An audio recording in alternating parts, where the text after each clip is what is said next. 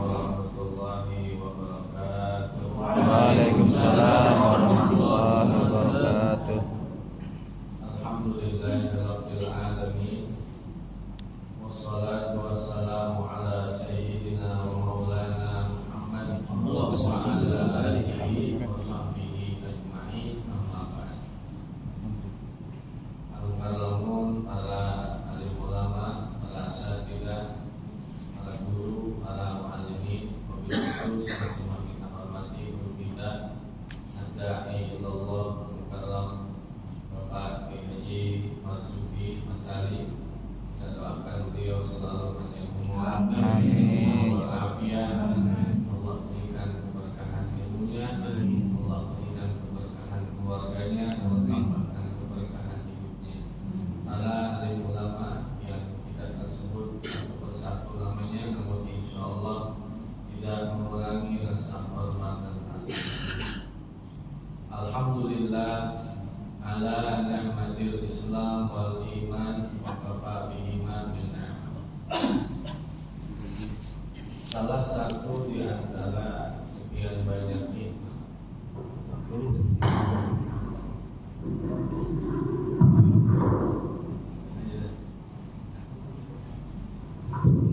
salah satu di antara sekian banyak hikmah puasa di bulan Ramadan adalah melatih diri kita untuk dapat mengendalikan hawa nafsu.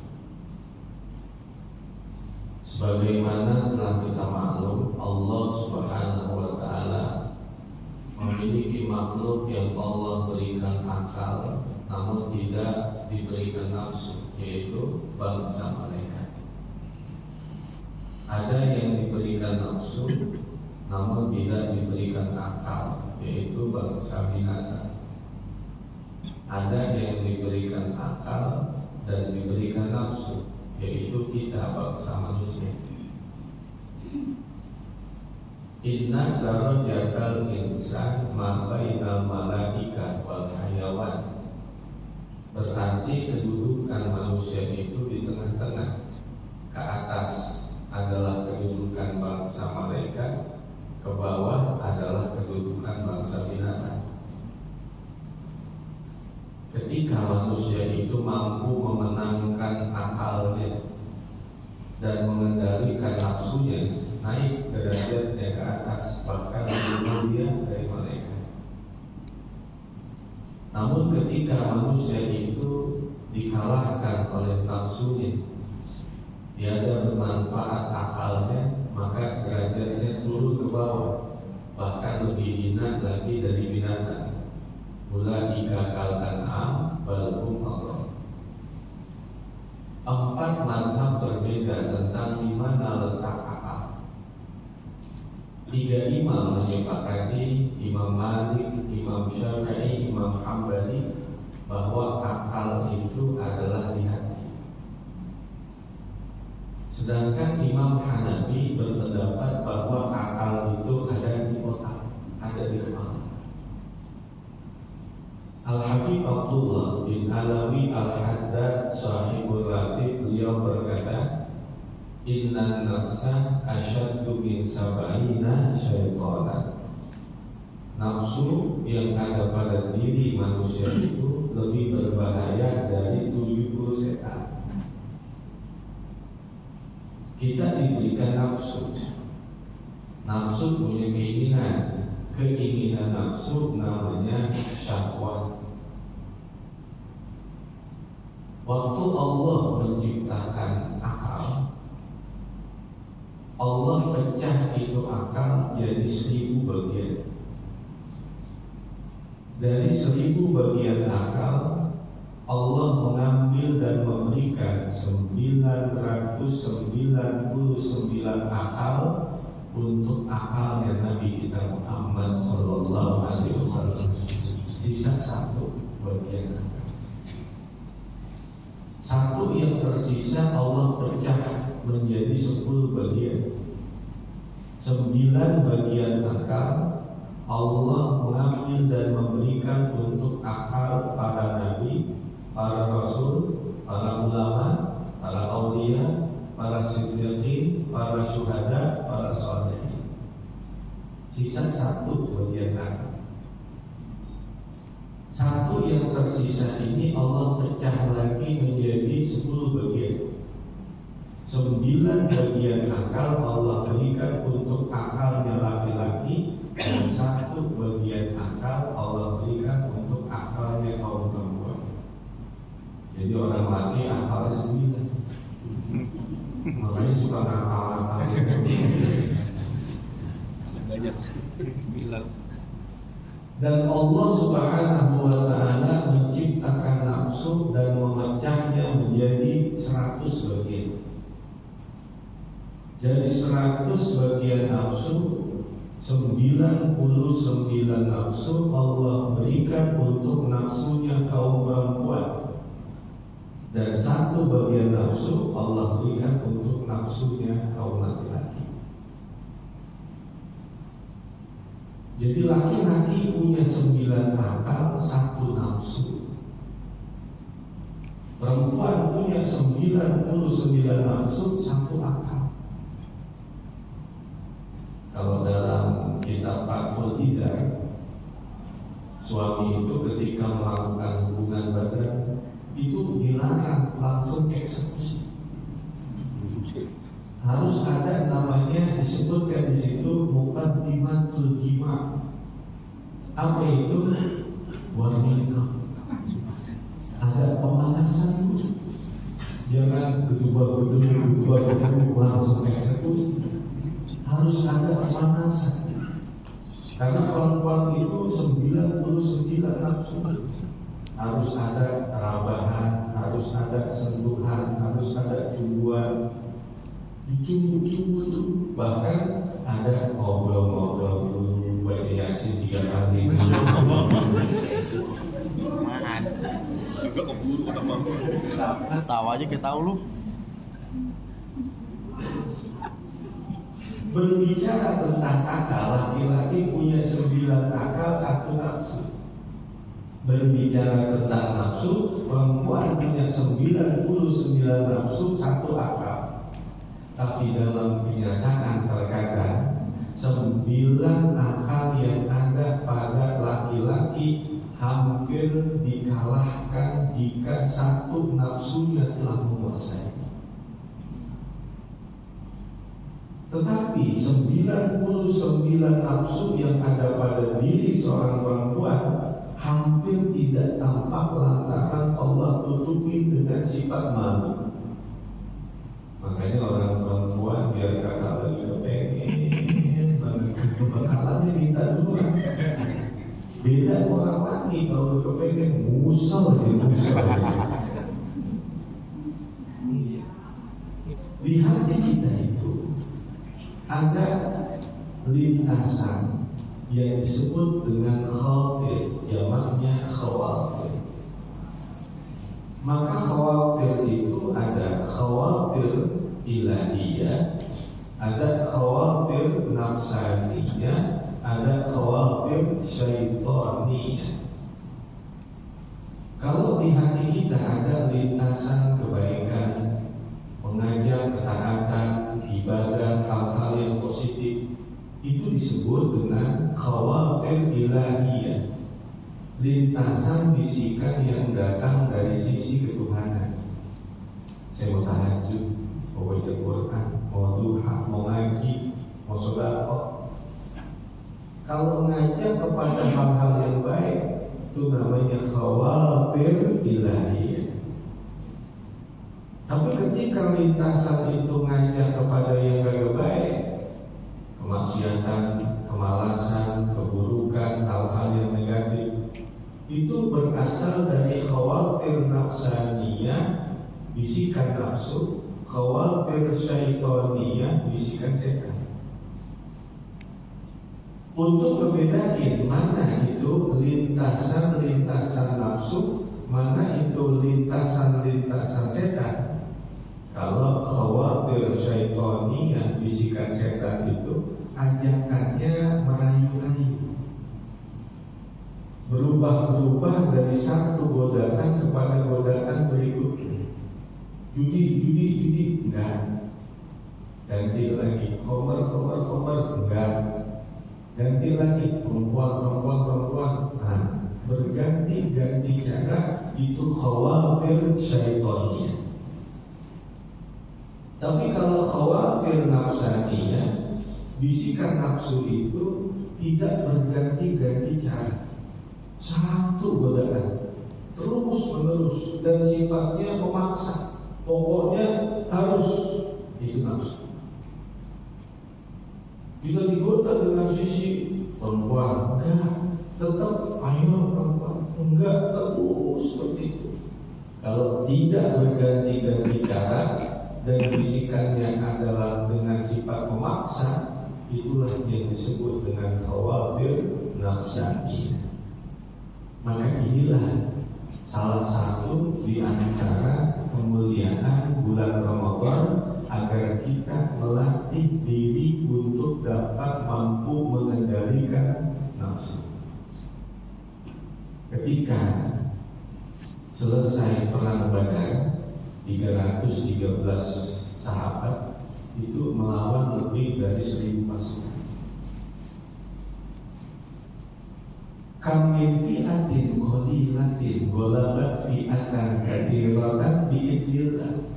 Berapa banyak pasukan-pasukan yang kecil mampu mengalahkan pasukan yang besar dengan izin Allah. 313 orang mampu mengalahkan 1000 pasukan besar. Ketika semua sahabat sedang bergembira dengan kemenangan, kata Nabi, raja'na min jihadil asghar ila jihadil akbar. Kita baru aja menyelesaikan perang kecil menuju kepada perang yang lebih besar. Mal jihadul akbar ya Rasulullah. Apa jihad yang lebih besar lagi ya Rasulullah? Qala jihadun nafs, jihad melawan hawa nafsu.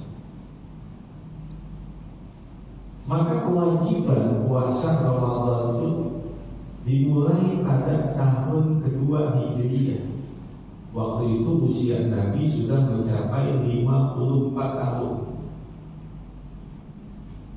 Beliau wafat umur 63. Dapat kewajiban puasa umur 54. Berarti secara matematis 63 dikurang 54 sama dengan 9.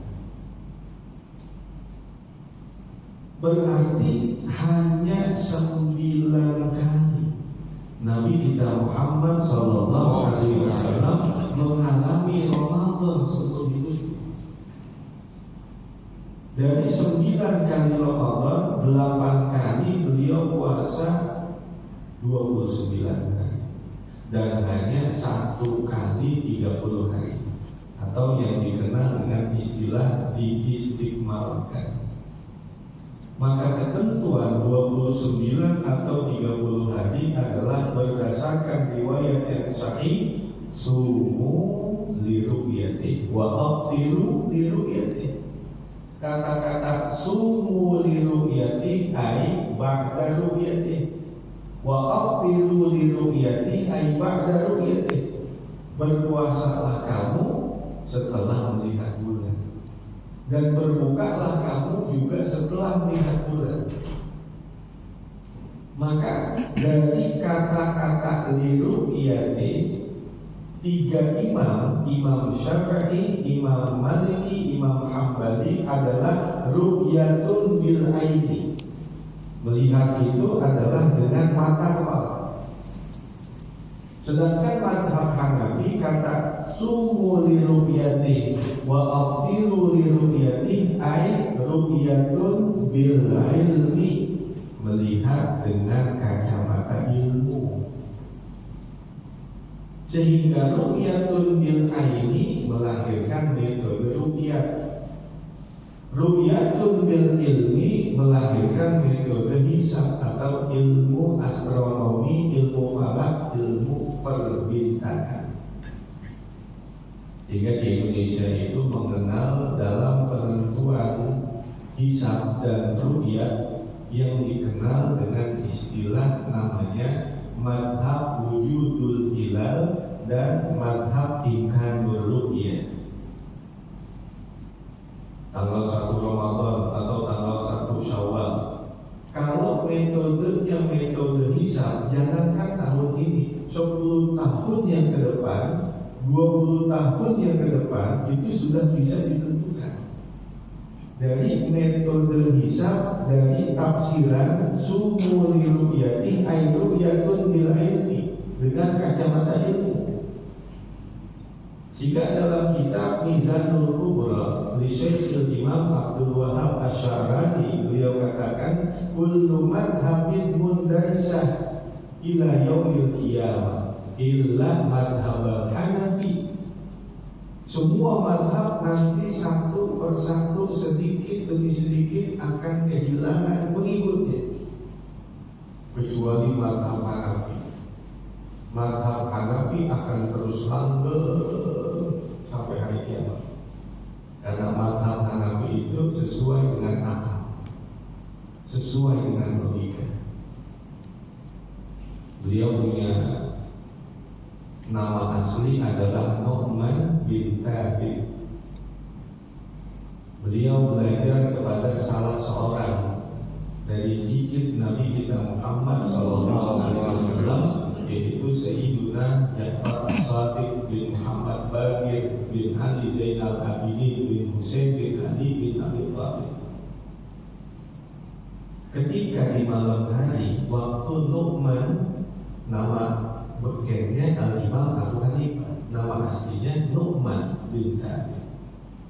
Itu orang tuanya itu bermimpi bahwa anaknya si Nu'man ini masuk ke dalam kubur Nabi, melihat tulang-tulang Nabi berantakan, dirapihin satu persatu sampai berbentuk kerangka tubuh manusia. Maka setelah merapikan tulang-tulang Nabi yang berantakan itu, Nu'man keluar dari kubur Nabi. Bapaknya ketakutan, gerangan apa tafsir mimpi?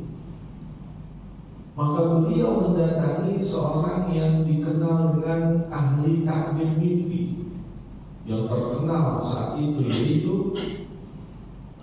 Syekh Al-Imam Muhammad bin Sirin.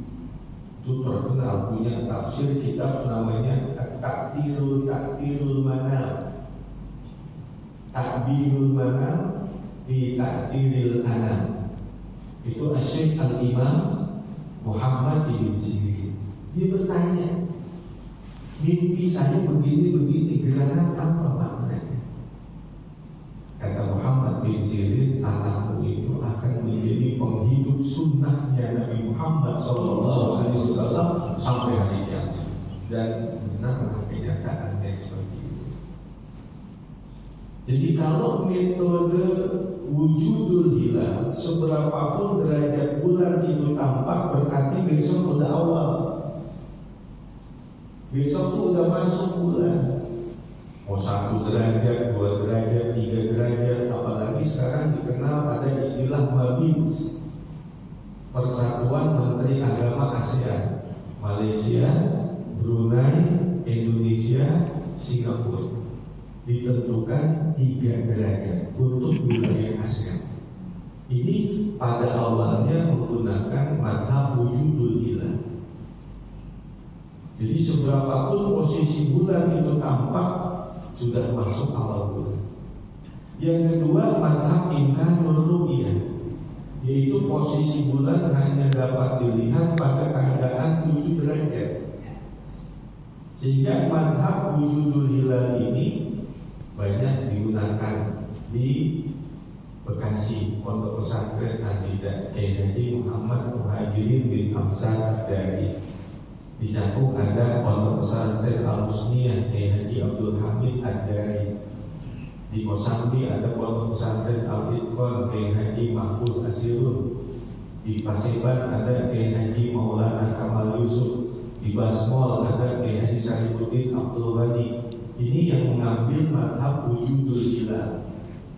Sedangkan mazhab imkanul ru'yah yang posisi bulan hanya dapat dilihat pada 7 derajat, ini kalau di sini kita dulu kayak Haji Abuya, dia di Muhajir. Di Cipinang Muara itu kayak Haji Ahmad Marzuki bin Merusa. Di Bukit Duri itu kayak Al-Habib Abdurrahman bin Ahmad bin Abdul Qadir As-Segaf. Semuanya malah berfatwa dari Mufti Betawi Al-Habib Utsman bin Yahya. Nah, ini dalam produk Ru'yatul Hilal yang dikenal dengan wujudul hilal dan imkanul ru'yah. Maka dari ilmu falak astronomi perbintangan, ternyata Lailatul Qadar pun dapat ditentukan harinya dan malamnya.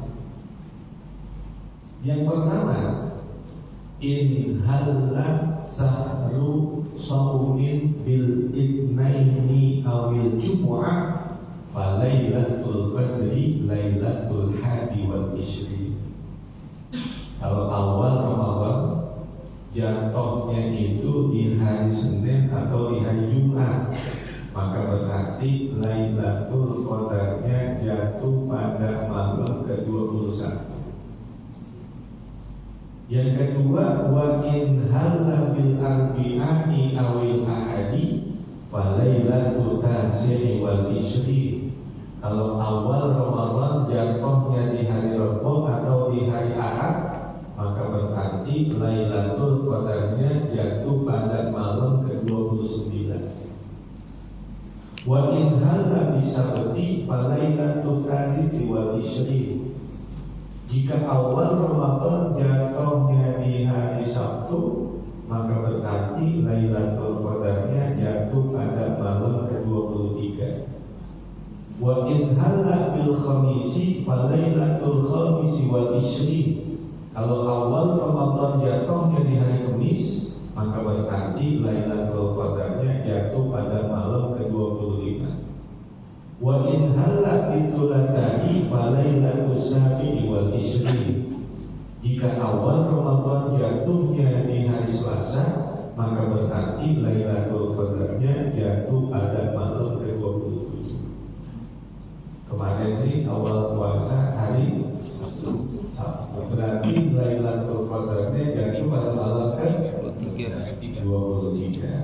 Jadi ngantuk ini. Ya kaidah 23. Ini secara ilmu astronomi, ilmu falak, ilmu perbintangan.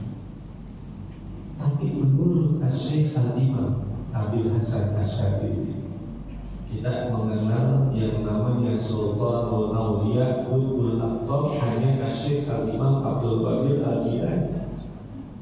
Padahal Qutbul Aqtab, Sultanul Auliya itu ada Syekh Al-Imam Abdul Qadir Al-Jilani, Syekh Al-Imam Ahmad Al-Rifai, Syekh Al-Imam Ahmad Al-Badawi, Syekh Al-Imam Ahmad Dasuki, Syekh Al-Imam Abdul Hasan Asy'ari. Jadi semuanya adalah Qutbul Aqtab, Sultanul Auliya. Maka Syekh Al-Imam Abdul Hasan Asy'ari beliau berkata, wallahi jarabtu hadhil qaidah fawajadtuha kadhalik. Bertahun-tahun saya ngamalin ini kaidah yang diajarkan oleh Al-Imam Al-Ghazali, dan demi Allah benar kenyataan. Tetapi beliau pun mengajarkan kepada kita, al-yawmul ladzi la naqsillaha fihi khairun indi min lailatul qadri. Satu hari yang aku tidak bermaksiat kepada Allah di dalamnya, maka menurut saya hari itu lebih baik dari Lailatul Qadar. Ini kata Syekh Al-Imam Abdul Hasan Asy'ari. Bahkan beliau katakan, maksiatun auratan dzullan wa fiqara khairun min taubatin auratan izzan wa istikbara. Kemaksiatan yang dilakukan oleh seorang manusia Dengan sebab dia melakukan kemaksiatan itu melahirkan taubat, melahirkan ibadah, melahirkan penyesalan, maka hal itu lebih baik di sisi Allah dari sebuah ketaatan yang justru melahirkan kesombongan dan kecocokan. Nabi Adam melakukan kemaksiatan, tapi setelah melakukan kemaksiatan lahir taubat, lahir penyesalan, lahir ibadah. Itu lebih baik dalam pandangan Allah ketimbang ibadah yang justru melahirkan kesombongan dan kecokakan. 400 tahun di langit dunia iblis itu mengajar malaikat sampai gelarnya naik menjadi Az-Zahid, Al-Abid, Al-Alim, Al-Mutia'. Sampai di langit yang ketujuh namanya Azazil. Ribuan tahun ibadah kepada Allah. Tapi ibadah yang dia lakukan justru melahirkan kesombongan dan kecokakan.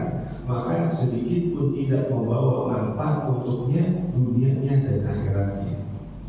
Justru dia menjadi makhluk yang mendapatkan gelar laknatullah alaihi. Ini kata Al-Imam Abu Hasan Asy-Syadzili. Dan beliau pun mengajarkan lagi kepada kita, orang yang benar-benar ingin dapat Lailatul Qadar, maka dia mengisi dari mulai tanggal 1 Ramadan sampai akhir. Insya Allah dia akan dapat Lailatul Qadar, walaupun hanya sekedar sholat isya berjamaah dan subuh berjamaah. Karena kan riwayatnya ada, man shallal isya jama'atan faka'annama qama nisfal lailah. Orang yang sholat isya berjamaah seperti pahala orang yang sholat sunnah separuh malam. Wa man shalla subha jama'atan faka'annama qama laila kullah. Orang yang sholat subuh berjamaah itu sama seperti orang yang mengerjakan sholat sunnah sepanjang malam. Dari tanggal 1 Ramadan dia udah isi dengan ibadah, walaupun hanya sholat isya dan subuh berjamaah. Maka insya Allah dia dapat Lailatul Qadar. Ibaratnya nih, ada angka dari 1 sampai 30. Di salah satunya ada door prize hadiah, tapi nggak tahu di angka berapa. Maka cara yang paling jitu untuk dapetin door prize tersebut, nomor 1 pasang, 2 pasang, 3 pasang, sampai nomor 30 pasang. Benar gak? Nah, tukang main tahu ini. 1 pasang, 2 pasang, 3 pasang, sampai nomor 30 pasang. Insya Allah dia akan dapat Lailatul Qadar. Itu salah satu daripada kemuliaan Ramadan. Dan juga disebutkan di dalam Al-Qur'anul Karim, syahrul Ramadan alladzi unzila fihil Qur'an hudan linnas wa bayyinatin minal huda wal furqan. Di bulan Ramadan inilah bulan diturunkan Al-Qur'an. Jadi proses penurunan Al-Quran dari Lauhil Mahfuz ke Baitul Izzah itu adalah duf'ah wahidah, sekaligus 30 juz. Tetapi bighairi harfin wala sautin, kalamullah al-qadim al-azali. Belum ada hurufnya, belum ada suaranya. Dari Lauhil Mahfuz ke Baitul Izzah. Itulah makna inna anzalnahu fi lailatul qadar. Alhamu fihi marja'ud dhamir ilal Qur'an. Kata ha di situ adalah dhamir yang kembali kepada Al-Qur'an.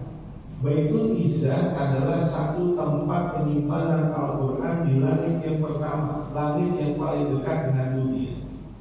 Lalu dari Baitul Izzah turun kepada Nabi kita Muhammad SAW itu pada malam Nuzulul Quran, malam ke-17 daripada bulan Ramadan.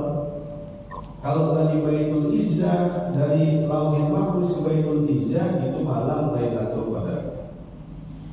Dari Baitul Izzah kepada Nabi kita itu malam Nuzulul Quran, malam ke-17 daripada bulan Ramadan. Turunnya munajjaman, tafarruqan, berangsur-angsur sedikit demi sedikit. Jadi perbedaannya, kalau dari Lauhul Mahfuz ke Baitul Izzah itu pada malam Lailatul Qadar secara sekaligus, sedangkan dari Baitul Izzah kepada Nabi kita berangsur-angsur sedikit demi sedikit pada malam Nuzulul Quran. Maka orang terdahulu dengan Al-Qur'annya sama seperti orang sekarang dengan handphone. Orang dulu itu nggak pernah nyaman sehari nggak membaca Al-Quran. Orang dulu itu nggak nyaman kemana-mana nggak bawa Quran. Sama seperti orang sekarang nggak nyaman kemana-mana nggak bawa handphone. Satu hari nggak lihat handphone.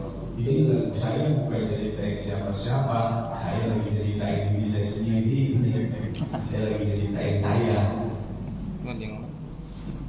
Jadi Al-Quranul Karim dengan keberkahannya pengemban wahyu Al-Quran. Malaikat Jibril menjadi ra'isul malaikah, pemimpin para malaikat. Al-Quran diberikan untuk Nabi kita Muhammad sallallahu alaihi wasallam, maka beliau menjadi Sayyidul Anbiya wal Mursalin, pemimpin para nabi, pemimpin para rasul. Afdalul khalqi ala itlaqi, semulia-mulia makhluk di alam semesta ini. Ini adalah menjadi ittifaq kesepakatan ulama dari ulama Ahlus Sunnah maupun Mu'tazilah. Satu-satunya pendapat yang mengatakan bahwa Anna Jibril afdalu min Muhammadin adalah Imam Zamakhsyari.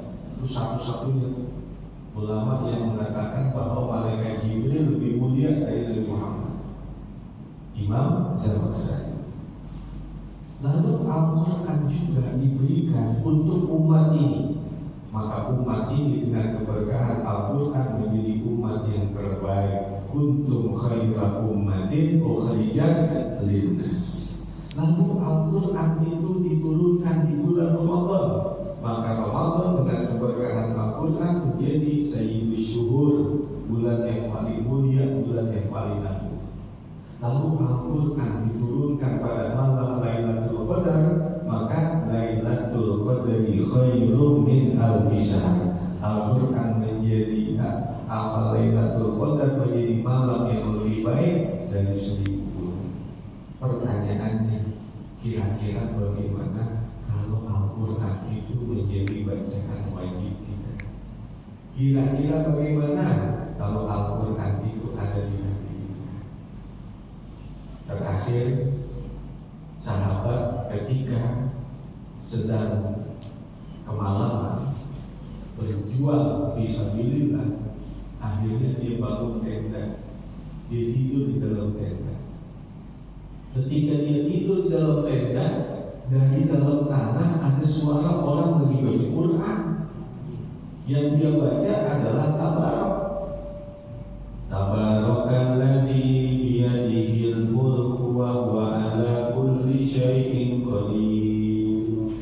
Alladzi khalaqal mauta wal hayata liyabluwakum ayyukum ahsanu amala wa huwal azizul ghafur.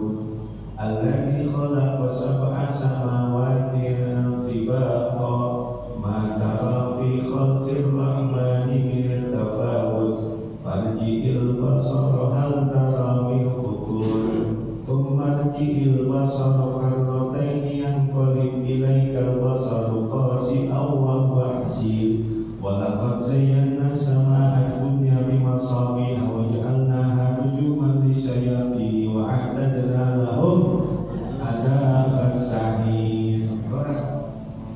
Pagi-pagi datang kepada Rasulullah, ya Rasulullah, saya masang tenda. Malam-malam saya dengar ada orang lagi baca Quran dari dalam tanah. Apa kata Nabi? Kamu itu tidur di atas kuburan. Itu ahli kubur adalah orang yang di dalam kehidupan dunianya di setiap malam selalu baca surah Tabarak. Sehingga kata Nabi, man qara'a suratal mulki kulla lailatin amina min adabil qabri. Siapapun orang yang di setiap malam baca surah Al-Mulk, maka dia aman dari siksa kubur. Orang yang pengen mendapatkan nikmat kubur, maka amalkan baca surah Al-Mulk setiap malam. Coba deh, orang yang baca surah Al-Mulk 30 ayat doang, itu nggak nyampe 5 menit, nggak nyampe. Kalau dia bacanya cepat, itu hanya 2 menit. Surah Al-Mulk 2 menit. Kita scroll IG, scroll Facebook, scroll TikTok 2 jam Ini lagi jadi kayak saya. Lagi jadi kayak saya. Kalau scroll tuh TikTok itu 2 jam tapi baca surah Tabarak 2 menit sampai mampu. Ini cerita orang Tokyo begitu. Mudah-mudahan Allah sehatkan badan kita, Allah panjangkan umur kita, Allah berikan hidayah, taufik, ilmu yang bermanfaat di dunia wal akhirat. Doakan guru kita Dailallah Mukarram Bapak Haji Ahmad Marzuki bin Haji Matali selalu diberikan sehat walafiat, yang umur dia taatillah, Allah tambahkan keberkahan ilmunya, Allah tambahkan keberkahan rizkinya, Allah tambahkan keberkahan keluarganya. Ala hadhihi niyyah wa ala kulli niyatin salihah wa ala ma nawaina wa ala ma nawabi salafuna salih bi sirri asraril Fatihah. Bismillah. Alhamdulillah. Iyyaka na'budu wa iyyaka nasta'in. Ihdinas siratal mustaqim. Shiratal ladzina